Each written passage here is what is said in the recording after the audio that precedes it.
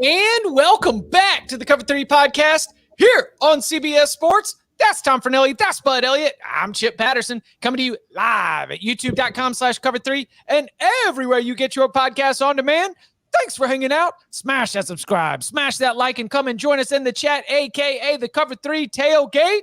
Getting interactive here on a Thursday where we will be diving into the big old bag of mail, where those of you who have left us a 5-star review, put a question in that review. We'll get to some of those a little bit later on in the show. And as we have loved our relationship with the Cover 3 Tailgate, we are going to be taking questions from the audience. Drop them in, and we will grab those as we go. Plus, some news and headlines from across college football. Let's begin. Has Day Train Danny lost all his money? In Vegas. It's so funny. I was thinking we're going to end up finding out about a stock market crash on the Cover 3 podcast from people making Day Train Danny jokes. I saw him in the tailgate, and I actually did a quick Google during the intro video. I was like, is the stock market crashing right now? No, they're actually, I think those are Vegas references. As yes, if you've been watching CBS Sports HQ, you have seen Danny Cannell all over that awesome CBS Sports HQ set right in front of the Bellagio. Tom in the tailgate says Danny has a system for blackjack. He doesn't tell his wife how much he loses. I think he's free. He had his wife and a daughter with him for half of the 8-day stay in Vegas. I think that now he's off unhinged. We'll see. All right, let's start. So this morning, the link went live, youtube.com/cover3, and Gregory jumped in right away, and he got in a good one to get us started here on a mailbag episode. Gregory says, which 80s or 90s college football quarterback who did not get a legitimate chance at an NFL career would do the best in today's NFL offense? My mind immediately goes to option quarterbacks like Tommy Frazier, but I don't know if Tommy Frazier, even in this modern day, would get a legitimate shot at an NFL career, considering how little throwing he did in that offense. But I think the more logical place to turn to here is like at the beginning of the run and shoot kind of spread offenses we saw in that era, where it was just, like 6-foot guys and 175-pound guys just throwing a bunch of passes and putting up numbers. Those guys did not really get a shot in the NFL because the NFL was still very much in the, you got to be 6'3", you got to be 225 pounds, you have to be the prototype build. I think some of those guys, had they played now, like Caleb Williams might be the #1 pick in the NFL draft, and he is, 6'1"? So you see Kyler Murray was the #1 pick in the NFL draft, and he's 5'11". Like, you're seeing smaller guys get shots more than you ever did 30 years ago. So I would say those guys. I can't think of really any names off the top of my head, though. How about Danny Warfel? He's 6'1". Yeah, but yeah, I look at this of guys that were like probably stereotyped into running more like option offenses, like Tom was saying.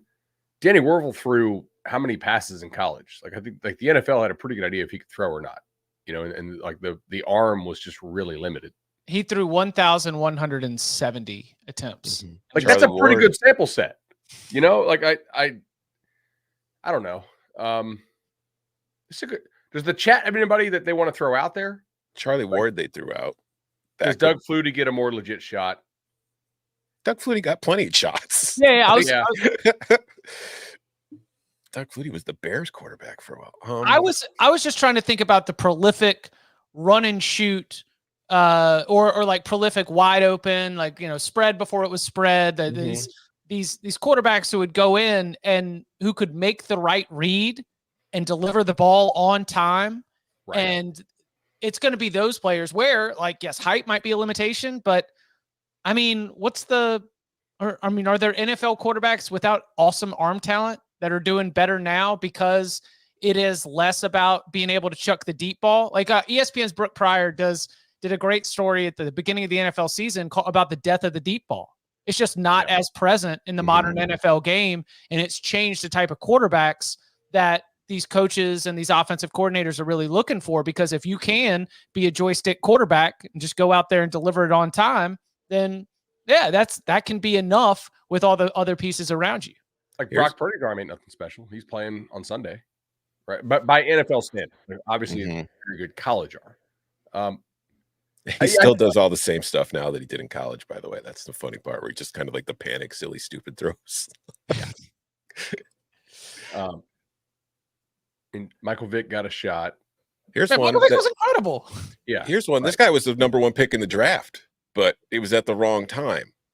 Tim Couch, because he was at Kentucky under, the Mike Leach, Hal Mummy, kind of the very first air raid to really reach, I guess, the SEC for sure. And he got the number 1 pick, but he went to an NFL where the offense was a completely different kind of what they were asking him to run in Cleveland was very different from what they had him running at Kentucky. You put him in today's NFL, I don't know if he's a star, but he probably has a better career than the one he had. I would agree with that one. So Bishop, here's one for you. Actually, this is one I thought about because like Charlie Ward is still like size limited. He ended up playing in the NBA, but I think Charlie Ward would get more of a look in today's NFL. Obviously, if you're dominating to that level. What about Michael Bishop at Kansas State? Seen kind of as a runner. They ran him a lot. Like he killed. He could throw. Yeah, he played 8 or 9 years in the CFL. He was a 7th round pick at the Patriots. Like that. That's what I'll throw out. Like I thought that guy. Fast forward, 25 years, he probably gets more of a shot than he did in '98. That's a Probably great a lot of CFL guys that would be good calls for this. That's probably who we need to look at, actually. Yeah. Like guys who the CFL was like, yeah, okay, you know what? We're not like super concerned that you don't exactly play like John Elway. Does anybody know? And the tailgate might have it. Does anybody know who the CFL MVP was for this past season? It was no. Chad Kelly.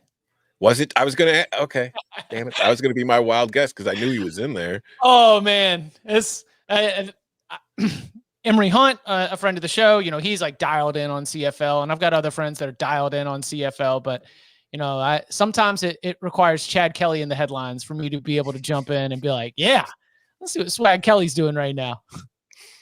I definitely think that Chip's point about Couch and all those guys who played in the air raid, the NFL had no idea what to do with those guys for a pretty good period of time.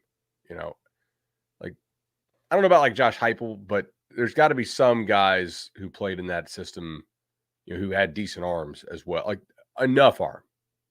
Hey, listen, I know that we're like Ware is probably a really good one, actually. Yeah. If we're going to talk about remembering some dudes, I did a little dude remembering going back at Josh Heupel's college clips. It was sick. I mean, I know that's not crazy talking about a Heisman Trophy winner, right? But we think about him as the architect of that incredible Tennessee offense. Oh, I thought we were going to get it. Jordan must be. Oh no, Jordan's too busy looking up Gordon Hayward's stats. Getting super hyped. Gordon Hayward's going to lead the Thunder to the second round of the NBA playoffs. All right, from some remembering some guys from the yes, one more. Warren Moon never ever plays 6 seasons in the CFL. Yeah. You go straight to the we don't need to be like by far the best player in the CFL for that long. Warren Moon is just clearly in. Yeah, that's a great I don't think call. that was as much system as much as Warren Moon being black too. At the time. Yeah. At the time. Yeah. I don't know how we could separate that from the question. Like not to go True. all political, but True. If we're going to take 80s and 90s quarterbacks and the way that like NFL franchises were thinking at the time. Yeah, absolutely. All right. From remembering some guys from college football's history to remembering the college football history, some guys that are going to be on your screen. You can watch it on CBS. You can stream it on Paramount Plus. There are all kinds of different options. Incredible coverage. CBS Sports HQ getting you set. CBS Sports Network as well. It is Super Bowl 58 from Las Vegas, the San Francisco 49ers, and the Kansas City Chiefs. So, I've packaged this before by saying like, let's go with the college angle. And Tom, if you've got like a college angle, that's fine. But we're also football fans. So like what stands out to you when you're starting to look at the Chiefs and the Niners and the Super Bowl coming up on Sunday on CBS? College angle is there are more players from Illinois in the Super Bowl than there are Alabama. So, I mean, just wow. 0 from Alabama, right? That's my point. Yeah. Alabama with 0 players in the Super Bowl. The question is, did Nick Saban get out because he was at the already right time? Yep. he was already washed. He knew the recruiting graphic this year wasn't going to be as appealing, so he got the hell out of town. A college angle, like, no. I feel like it is interesting. We did mention it earlier, Brock Purdy. Watching Brock Purdy at Iowa State, never at any point did I think he would be starting in a Super Bowl, but he is starting in a Super Bowl for the San Francisco 49ers, and it kind of reminds me of kind of the old Alabama teams before they got to the Bryce Youngs and the Tuas, when they were just, using the Jacob Coker types, where I look at the 49ers, and I don't want to get into this debate, but like there was a lot of Brock Purdy MVP talk during the regular season when he was playing really well. And I thought that was ridiculous because, in my opinion, Brock Purdy's like the 6th most valuable player on his own offense. And I think that's what I look at when I look at the 49ers. They remind me of those old Alabama teams where they're just so strong at every single position. And then they have a good enough quarterback. They don't have a great quarterback. So that's what I like. And then there's the Chiefs, and that's just Patrick Mahomes. There are no college equivalents. It's Cam Newton, but that would be disrespectful to the rest of that roster. So I don't know.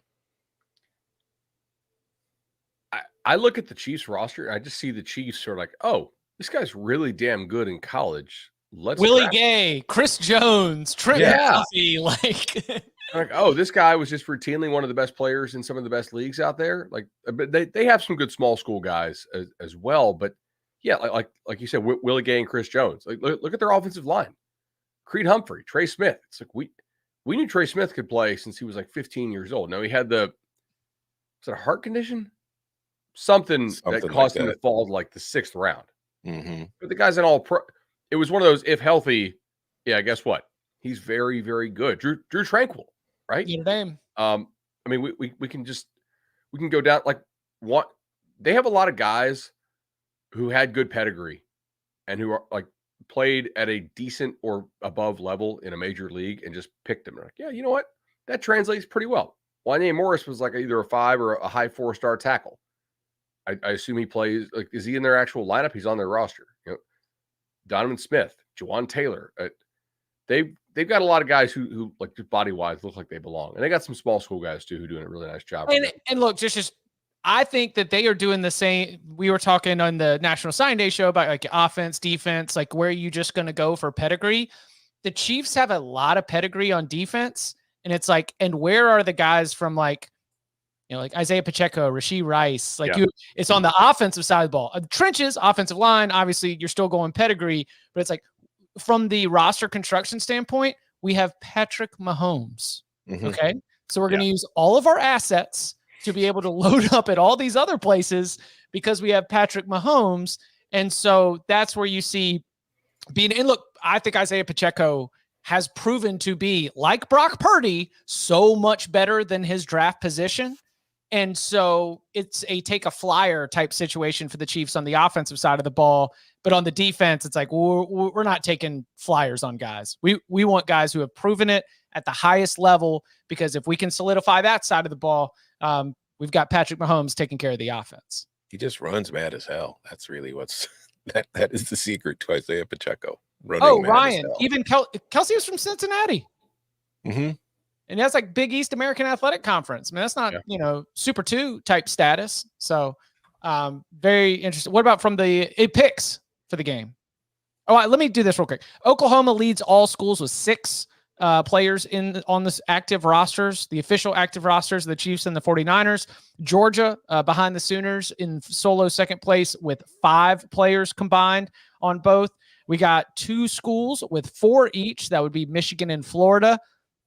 Again, shout out Jordan. The Middle Tennessee Blue Raiders with 3 players on the active rosters. Middle Tennessee. Yeah, there we go. I was going to say, why? Penn State also with 3. Middle Tennessee has 3. Penn State has 3. Rutgers has 3. And TCU with 3 players as well. Illinois with 1. Alabama with 0. Which is more than Alabama. Mm-hmm. Is Florida State represented? Probably. Got to try to think off the top of my head. I don't see it. Is Derek Nottie still in the Chiefs? Nope. All right, so Illinois has more than Florida State too. Wow. Yeah. Wow. Wow. Poverty programs showing up in the NFL. Oh, wait. All right, so Charles in the Cover 3 tailgate, and I'm just going to take this as fact because why fact check it? Charles says, crazy stat, a draft pick from Alabama has never scored a touchdown in the Super Bowl. Julio Jones didn't score for the Falcons in that game. He might not have. Julio Jones never scores touchdowns. Speaking from a frustrated fantasy football owner for many years. I don't know. Wow. I'm trying to think. Like, Derrick Henry's never been in a Super Bowl. Mark Ingram, is he played in a Super Bowl yet? No. Amari Cooper's never played in the Super. Yeah, that could be true. I feel like I had a Devontae Smith anytime touchdown last Super Bowl that did not cash. So Devontae Smith. Sean Alexander did not score for the Seahawks against Pittsburgh. I don't know. What about Kenny Stabler? Did Joe Namath score?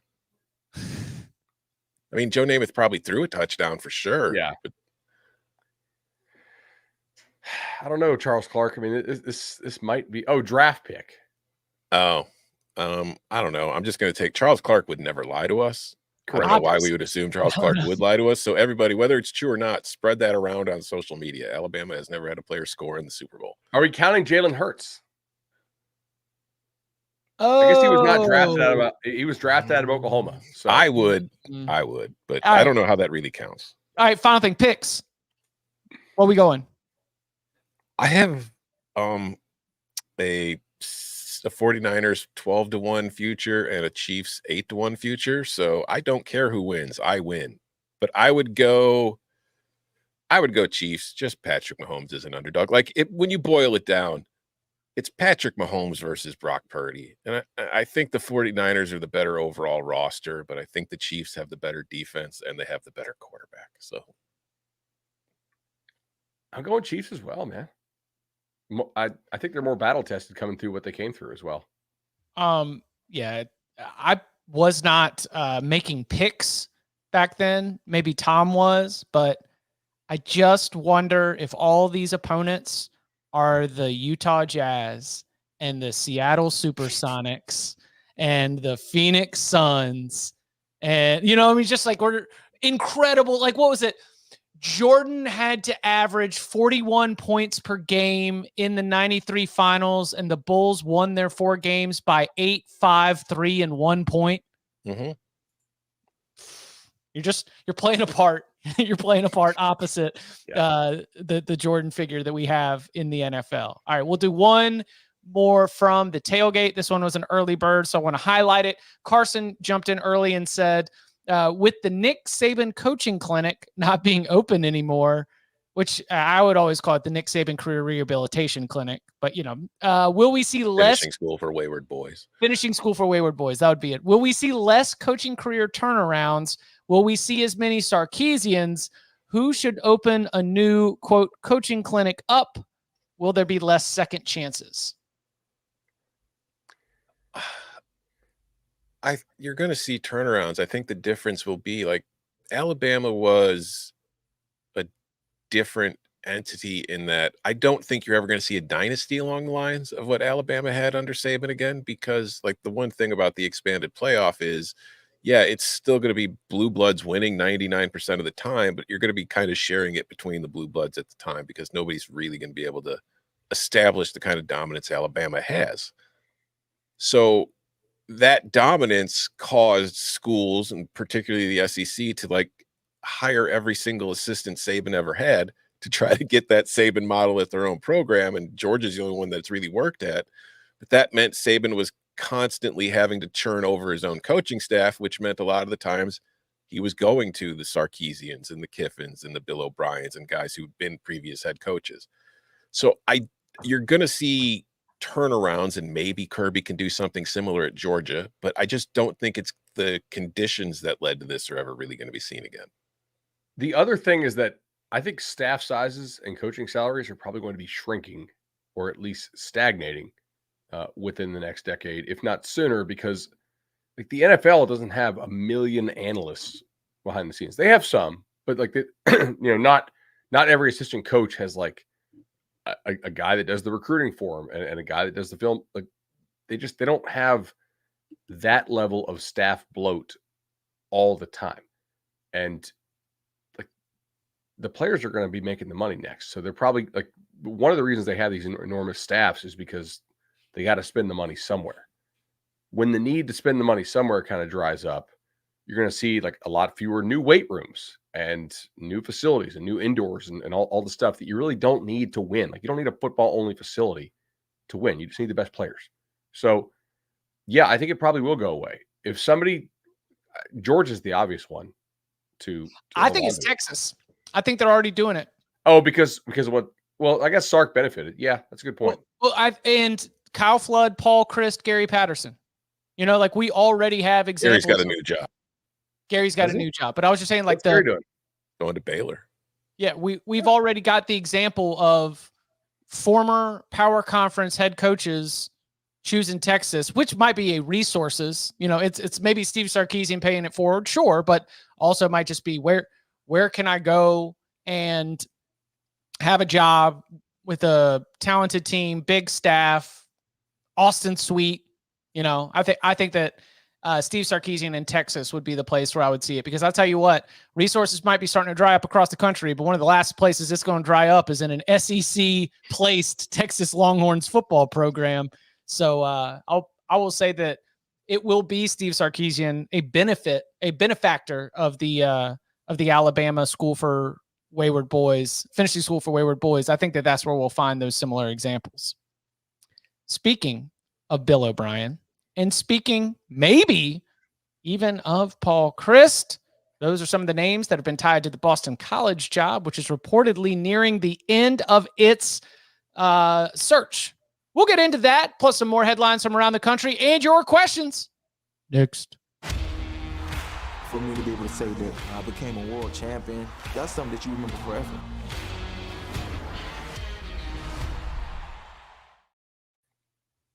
Back here on the Cover 3 podcast. So the Athletics' Bruce Feldman reporting that the search is just down to a couple of names, and one of them is Ohio State offensive coordinator Bill O'Brien. We remember on Wednesday's show that Ryan Day did not offer any kind of update to Bill O'Brien to BC, but if Bill O'Brien ends up staying in Columbus, Bill O'Brien would be the primary play caller. Bruce Feldman earlier in the process reported former Wisconsin coach Paul Christ, Army coach Jeff Monken, Air Force's Troy Calhoun, Boston College outside linebackers coach Paul Rhodes, who you will remember, former Iowa State coach, and then Al Washington, somebody who we mentioned for a while, Notre Dame's defensive line coach, former Boston College player, also in the mix as well. Tom, you can assume that it's Bill O'Brien. You could make a suggestion, because I know that, you know, Blake James, the athletic director at Boston College, he's a big fan of the Cover 3 podcast, probably lurking in the tailgate right now. So how do you think that this thing's going to go, or how should it go for the Eagles? First of all, if it is Bill O'Brien, I'd like to remind everybody here that in the Cover 3 group chat, I texted Bill O'Brien like 5 minutes after BC came open to everybody, asking you guys what you thought. Would Bill O'Brien leave Ohio State for the BC job? So if it is Bill O'Brien, I should get the credit for breaking it in the Cover 3 group text. This is what I was kind of expecting the direction for this to go, as when we talked about this last week.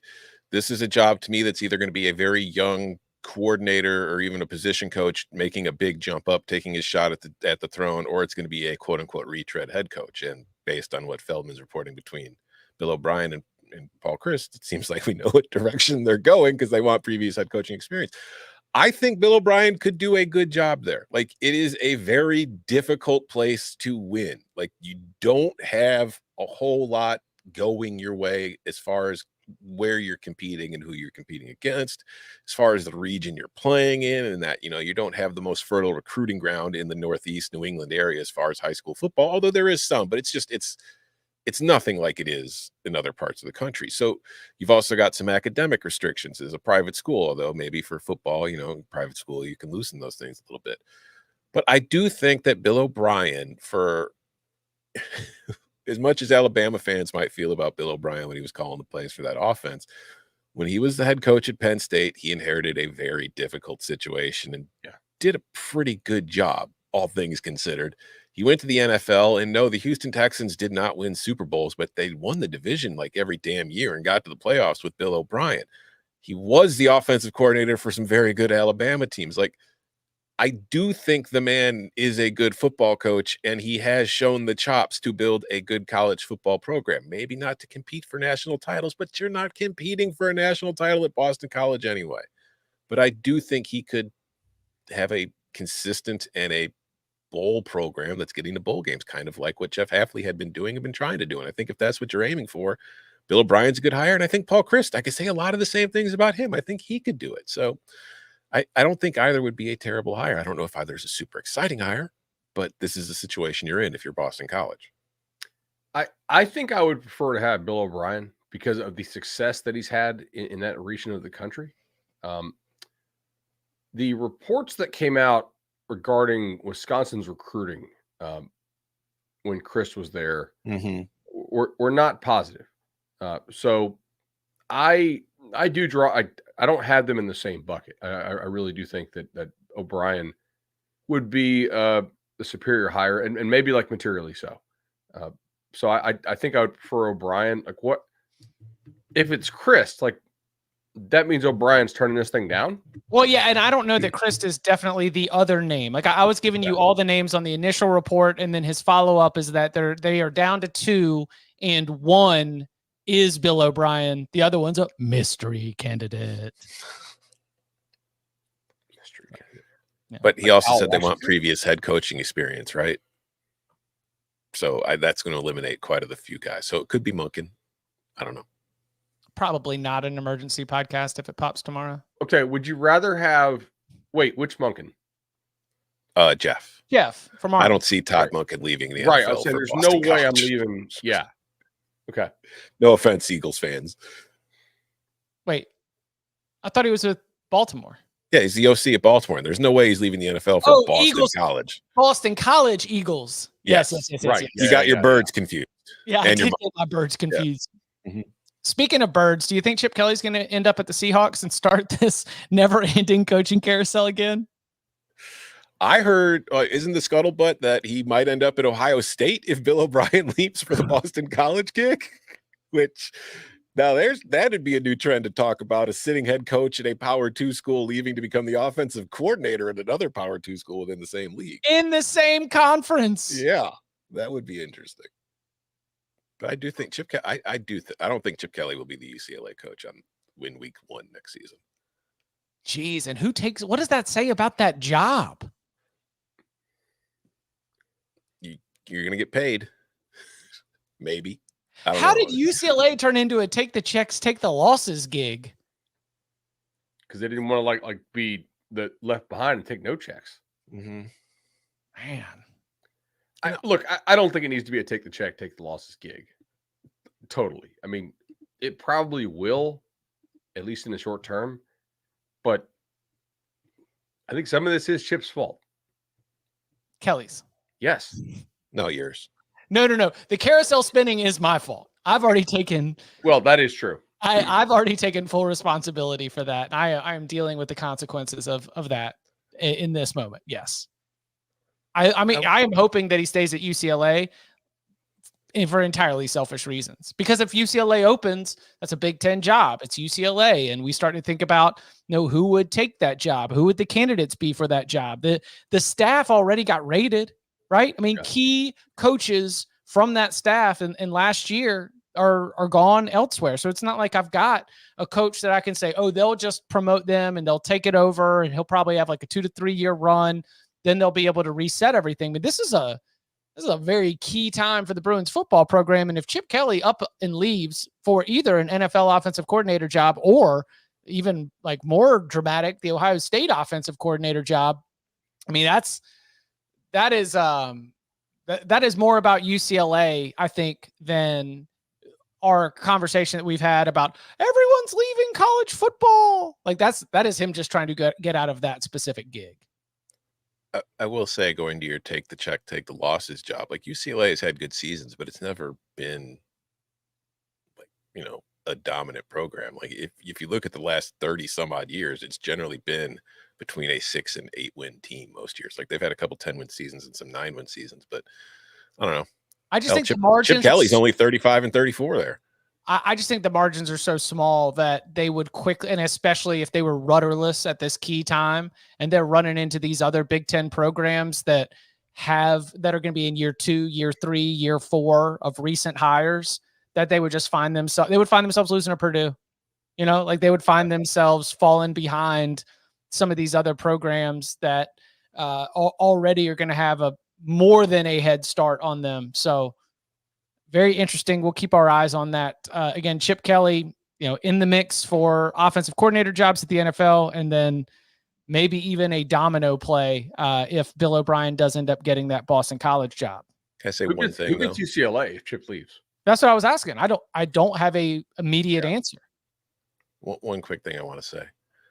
Like Jeff Hafley restarting the clock. Chip Kelly would be restarting the clock. I get that. I'm not going to be like there's a panic button, but you don't often see college coaches reset their clocks by leaving for NFL coordinator positions. There is something to be said about it. Like Bud, for the purposes of the conversation, Bud had a really good way. If I could summarize it, there are a lot of college coaches that want out, but Bud, like you were saying, not all of them. Yeah. The NFL doesn't want them. Mm-hmm. Right. Yeah. Oh, that's great, guys. Oh my gosh, there's a panic. All these college coaches, they want to go to the NFL. Well, guess what? There's A, not that many jobs, and B, the NFL prefers its own pipeline. So all these coaches could be complaining and saying everything's awful and I'm going to go to the NFL. Well, guess what? Someone's got to offer you a job for you to actually get there.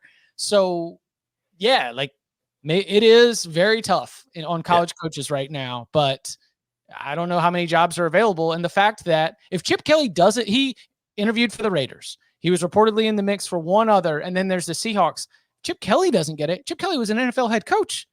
But my point is not again, I don't think that this is a disaster or an emergency where it's like, oh my God, all these college coaches are going to leave for the NFL, because Bud's right. There's only so many NFL jobs and they have to want you. But the fact that so many coaches want to leave for the NFL, whether or not they can, is a statement about the current situation we're dealing with and why there's going to be changes coming and why there needs to be changes coming, because you can't have a bunch of guys who don't want to be there sticking around and are only stuck there because they have to be either. It's not good for the game. They could go coach high school ball if they wanted to, but they would take a 90% pay cut. I mean, they could. Don Draper said that's what the money's for. Understood. Yes, you have a difficult job and you're paid to do a difficult job. Understood. But my point is that, yes, they get paid a lot.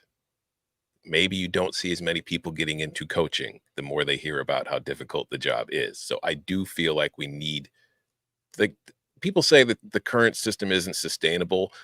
I think it goes back to the television deals in the 90s. I think that wasn't sustainable then, and we finally reached the breaking point of the wave where we really need to see significant changes in the sport, not just because coaches are pissed off, but I think this is just another symptom of a lot of the flaws in the sport right now and a lot of the problems underneath the surface that need to be addressed and will be addressed in the coming years.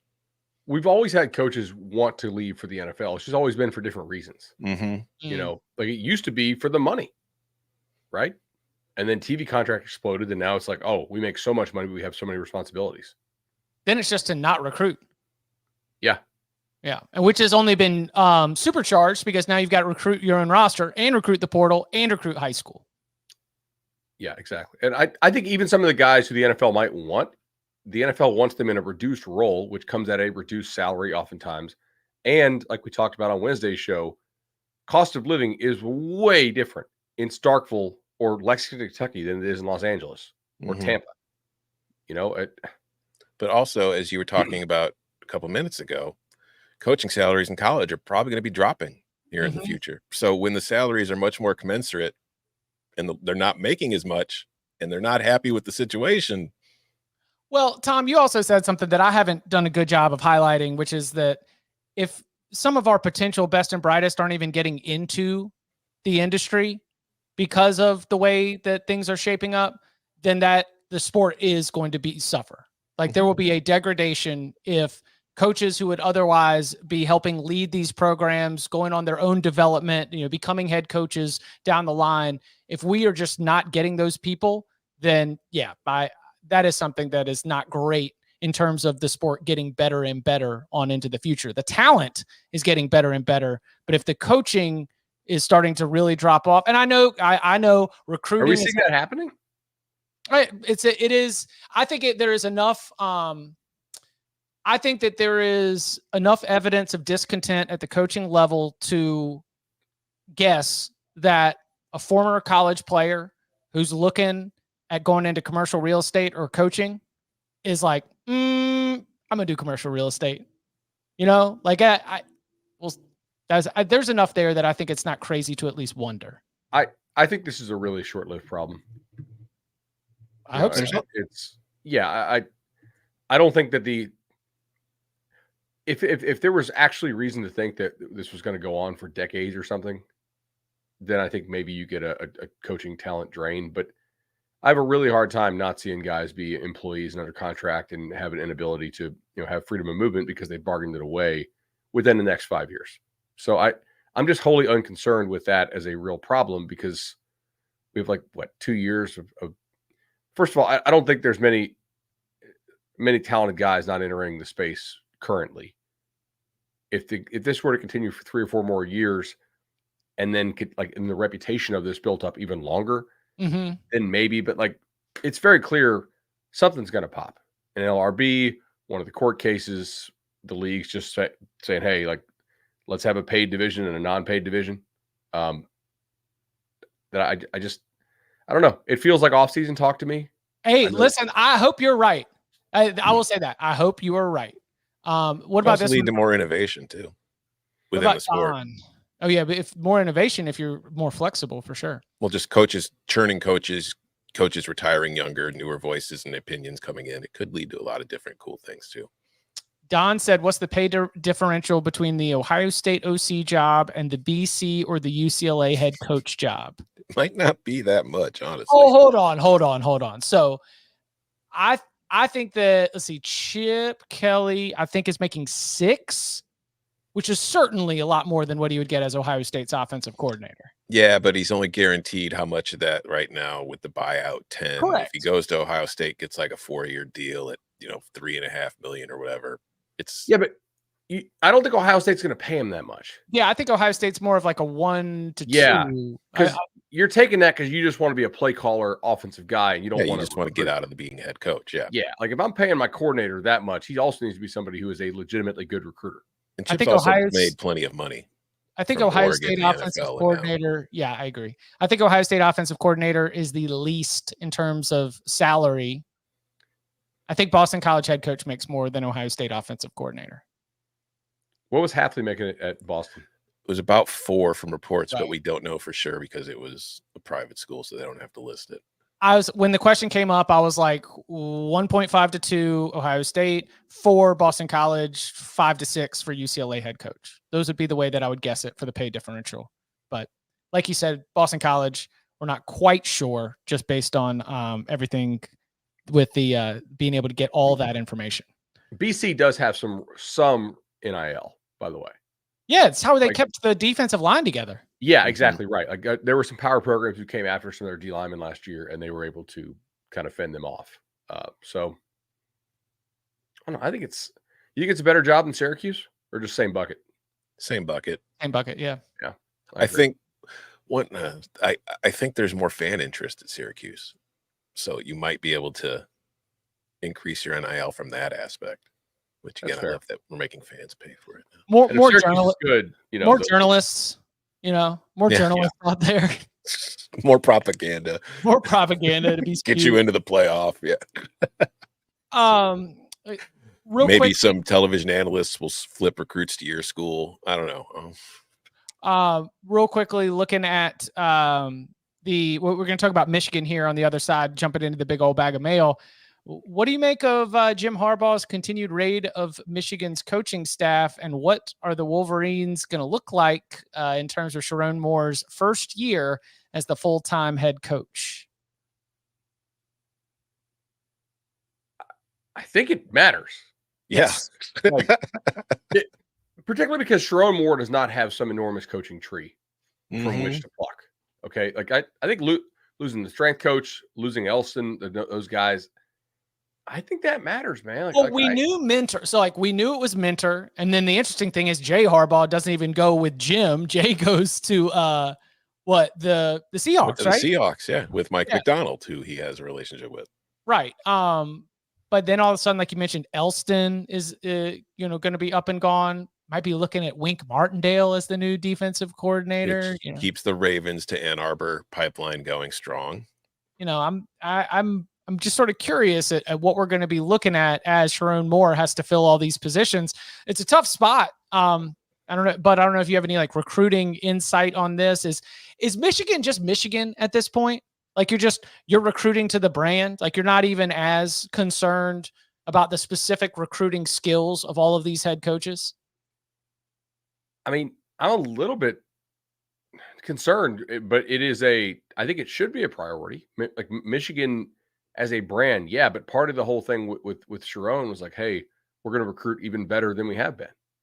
So, yeah, I'm not freaking out about this, but I am curious as to who's going to fill certain roles. I want to see.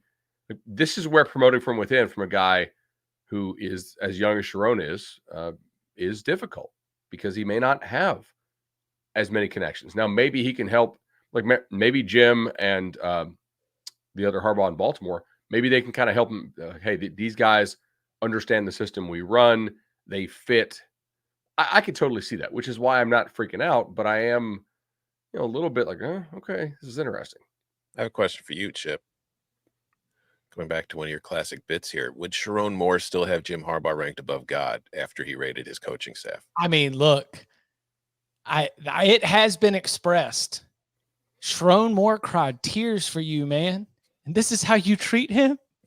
How are you going to do him like that? Jim's a proud Michigan man. And then he's just taking all the toys away, making life really difficult. Maybe he's so sinister that he wants them to not be great without him. I'm just kidding. I do not think that at all. I don't think that's true, but yeah. I don't think that's true whatsoever. But, look, Jim Harbaugh, ultimately, being truthful here, Jim Harbaugh wants to surround himself with as many people that are going to understand the Jim Harbaugh way of doing things to give Jim Harbaugh the best chance to do Jim Harbaugh things with his return to the NFL. Also, so, not surprising. And like, I understand some Michigan fans are going to be mad at Harbaugh for doing this, but if you look at it from Jim's perspective, like you just said, Chip, it's not just that Jim wants guys who understand Jim around him. It's that since Jim left the NFL for college, however, 5, 6, 7 years ago, whatever it was, now it all blends together.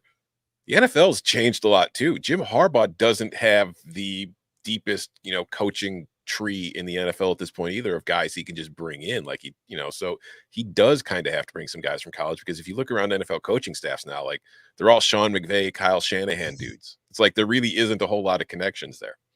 Were you on the Redskins staff that had like 9 head coaches? Jay Gruden, shout out to you. You assembled a staff of superstars.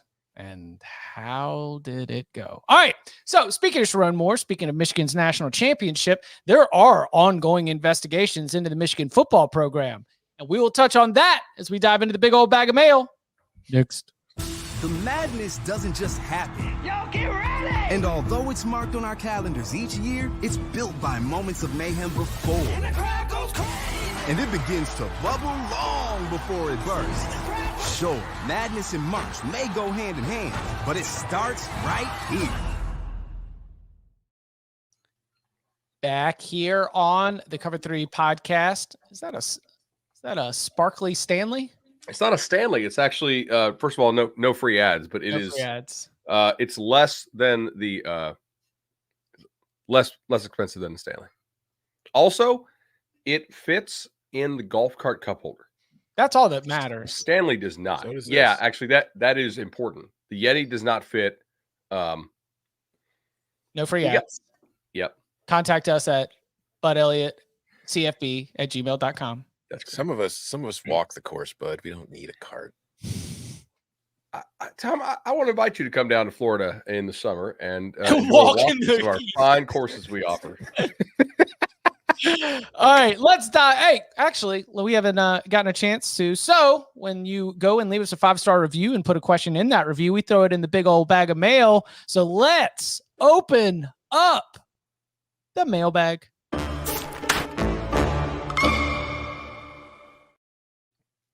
Ryan says, hey guys, love the pod and usual pleasantries. Back during the summer of 2021, I asked who would win a title first, Michigan or Notre Dame. And if I recall correctly, most of y'all thought Notre Dame. That one hurts as the family is rubbing it in. My question, most of my information on the sign stealing scandal comes from usually inaccurate claims that I read online or in the comment sections on Reddit boards. My favorite is the one about all this being vacated soon, and then you guys made the joke about it Monday, so I am curious, what's the current status of the investigation, and is this a big enough allegation that would cause the title to be taken away? For me, it just seems like overblown silliness, but I was hoping you guys could frame it better for context. And again, like we get a lot of questions here. Sometimes, you get Lindsey Buckingham. We don't always get to you. This one was dropped right after the national championship game. So that one would be when he said Monday, he was referencing a show from January. So the question is, do you think the national championship will be vacated? Yes, and everybody on the team should be in prison. Okay. No. Okay. No. I mean, as far as the people who actually believe that, how do I say this? There are a couple media members who are like serious water carriers for the NCAA, and they're like, no, postseason bans and vacating titles are really still on the table. And I don't really take those guys seriously because much like I don't think Tennessee is going to get the death penalty, even though technically that's on the table. Same thing here. Like I think we're sort of post crazy punishment for the most part for these big time power programs. Do you know who else would probably step in and be like, yeah, we're not going to set that precedent that these things could be vacated? Fox. Yeah. Oh, I was going to say the Super 2 advisory board. The staff Right. is not going to stand for that at all. So the Fox ESPN advisory board. Yeah. Yeah. So for an update on the investigation, they are both still ongoing. We have, notice of allegations for one case, which the NCAA, the cheeseburger, recruiting and coaching during the COVID pandemic that was impermissible. That's going to run through the entire, go to, fake court, and they go do a hearing in front of the Committee on Infractions, and then they're going to hand down their penalties. They have already self-imposed some penalties, including the 3-game suspension for Harbaugh, a 1-game suspension for Sharon Moore, which is actually one of the most significant pieces of this because Sharon Moore has already served 1 game for one of these NCAA investigations. The big reason why you level up your expectations of penalties for the second case is that you would be, like the Tennessee situation, on a repeat violator type status. But my expectation is that they will pin a lot of this on Connor Stallions. I think that they will hit Harbaugh with the head coach responsibility, which is a level 1. It's in my opinion, is a ridiculous level 1 NCAA violation that if anybody on your massive staff violates any NCAA rules, you also receive a level 1 violation. Jail. That is bananas. I think that Jim Harbaugh might get hit with a show cause, which is about the biggest thing that biggest head coach penalties that you have gotten in NCAA violation history are a show cause penalty. And guess what? He's going to serve it in the NFL. Will it be as long as the Alabama baseball coaches? 13 years. Is that what he got? Okay. Yeah. Yes. Which, by the way, I don't really think they need to implement that. Although, again, given the way we hire some coaches, maybe they don't. But my question is, can the NCAA even vacate it? Because it's the college football playoff. It's not the NCAA. They don't have anybody say in it. The NCAA's recognition of Michigan as a national champion potentially could. who knows? Maybe they even do call into question certain victories, but here's what they're not going to do is they're not going to be able to call into question the Big Ten championship victory or the college football playoff semifinal victory against Alabama or the national championship victory against Alabama, or basically anything that happened after Connor Stallions officially resigned in early November. Yep. So all the games that mattered, and the college football playoff, to your point, Tom, acts entirely on its own. It is literally an invitational. So Michigan was invited to the college football playoff and won the college football playoff, which is the national championship, the way that we treat this. And so even if the NCAA decided to vacate victories, I do not believe that they will vacate the national championship. Agreed. Okay. All right, let's go to this next one from the big old bag of mail. Mullet PWR. Talking a little Texas A&M here. Long-time listener. Love what you guys do. The only college football podcast I need. My big old bag of mail question. What should realistic expectations be for Mike Elko's first year at Texas A&M? And how long will it take him to get us to a playoff berth, if ever?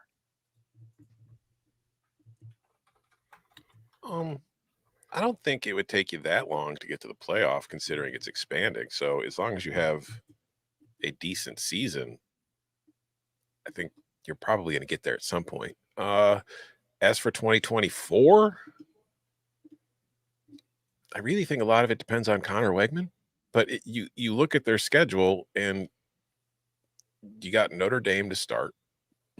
That's at home, but it's still Notre Dame. Your opening SEC play at Florida, which should be a win. But once you get into the heart of the SEC schedule, you've got LSU, you've got Texas, you've got Auburn. You don't have Alabama. You don't have Georgia. So if I'm a Texas A&M fan looking at this schedule, I'm expecting at least 8-4. Like if I get that, I'll be maybe not thrilled, but okay, cool. That's a good place to start and maybe better. So that's where I would be. There's a real chance Texas A&M is favored in 11 games. Mm-hmm. In Mike Elko's first year. Like our partners at FanDuel have them favored right now over the Irish by 1.5. So not much. In the Swamp, after a bye week, probably have a decent chance to be favored there. Hosting Arkansas, neutral against Arkansas, but still neutral against Arkansas. At Mississippi State, they'll be a favorite. At South Carolina, most likely a favorite. At Auburn, most likely a favorite. But potentially, we need to see what Auburn does in the portal. Are they going to stick with Peyton Thorne? Because Auburn could be a big spring portal team. Just a guess. McNeese State, Bowling Green, hosting Missouri. Who are you picking in that game? Because I'm taking A&M over Missouri if the game's at Kyle Field. Hosting LSU, we'll see again what happens with LSU. New Mexico State, and then hosting Texas November 30th. They're probably a home dog to Texas if I had to kind of sketch this out, because Texas on a neutral right now on FanDuel is 10.5 over Oklahoma, which I'm not saying I agree with that, but just what Vegas would have this. My expectations for Texas A&M to make the playoff this year. Wow. Okay. Like if I'm an A&M fan, right? Like this is from an A&M fan perspective, from an A&M fan perspective. Wait, did you almost trip up and say an educated Texas A&M fan, and then you were about to say that? I'm trying to say it cleanly so we can cut this for a short. You know, I didn't mean to interrupt you. All right, come on, cook, King. Let's go. If I can read and I like the Aggies. If I'm a Texas A&M fan, I'm expecting to make the playoff because I think my team's going to be favored in 11 games. So, like Mike Elko has to cash in immediately. It's very similar to the Jeff Brom situation last year at Louisville. They made it to the conference championship game. He had a, by ACC standards, cakewalk schedule. By SEC standards, this is a cakewalk of a schedule. You don't play Georgia. You don't play Alabama. You don't play Oklahoma. You don't play Tennessee. I mean,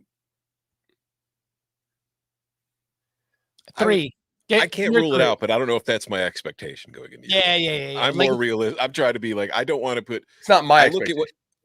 But I mean, it's like I look at what's happened to the last few A&M coaches, and maybe I'm just looking myself in the mirror if I am an Aggie and saying, all right, maybe let's temper expectations a little bit and not put so much pressure on these guys from the start and say, we'll take an at-large bid if we can get one, but we're just trying to have a good season and build the foundation. I think I'm going to say 3 years is what I would, if Texas A&M fan is talking to me, I would say 3 years because number one, I really like the coordinator hires. You go get Colin Klein as your offensive coordinator. You go get Jay Bateman as a defensive coordinator. What I saw from Mike Elko as a head coach at Duke is that even under awful circumstances from a personnel perspective, they came out prepared. They came out prepared, like in terms of your, film room pregame preparation, but also just like mentally where you need to be to compete at the highest level. And so I do think that college football playoff appearances are in Texas A&M's future under Mike Elko. I just think that if I'm power ranking SEC programs, I've got Texas A&M fourth at the highest, and I'm not positive that the SEC is getting 4 teams in. So I will not go all the way in. Bud's got a very, very good, more scientific explanation. I just would pick other SEC teams to fill at-large playoff spots before I get to Texas A&M. Give them 3 years. Yeah, I do worry about the psyche of Aggie fans if they do make the playoff, though. Like, because then you want national championship. Remember how easy it was their first year with Menzel? It's like, oh yeah, because that was their first year in the SEC. Yeah. It's not that as much as easy. it's a group of people prone to conspiracy theories, and I just feel like if they get things going their way and there isn't a big conspiracy against them, they might have an identity crisis. They need to be left out. Yeah, it's part of who they are. Yeah. Hey, look, I mean, Jimbo will tell you, you finish as the first team left out, you get a contract extension. It's a great way to keep working on that buyout, way they handle things there in College Station. I just thought about something. What'd you think about? If Ryan Day loses to Michigan, it's still Ross Bjork. He's going to just give him an insane extension no matter what. Like I really want to see these contracts being doled out at Ohio State.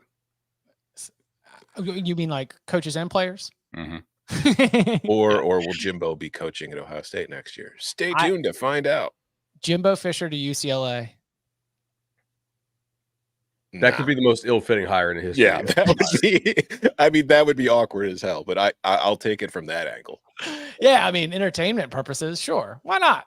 I will save that one for another time, and make sure you go ahead. Trading in the cowboy boots for a quarter zip and polo, and be perfect. I'm kind of glad we didn't do a whole show on the Super Bowl. We never have. I know, but it like. I see others. I'm like, am I going to click on this episode today? Because I don't want to hear like 70 minutes of the Super Bowl from the college perspective. I don't know. Do you guys know about Taylor Swift? Have you heard about this? I have. She's apparently dating one of the players in the game. Have you heard about this? The amount of coverage this gets is appropriate from a traffic chasing perspective, but also like a little like, okay, this is kind of silly. No. Banger. The most insightful comment about any of this was Tom Fernelli, who said, I don't know if you've ever been to an open mic night, but the people that are being tortured aren't the poets. Just saying, tortured. How much? She's worth what? Billions? I don't know how tortured she should be at this point. I don't know. The Super Bowl Sunday. You can watch it on CBS. It is America's most watched network. It is the network of stars. You can stream it on Paramount Plus, where there's a mountain of entertainment. I think it's going to be a great game. We are all very excited about it. And we, of course, will be tuned in. And you can follow him on Twitter at Tom Fernelli. You can follow him at Bud Elliott 3. You can follow me at Chip_Patterson. Gentlemen, thank you very much. Thank you. See y'all.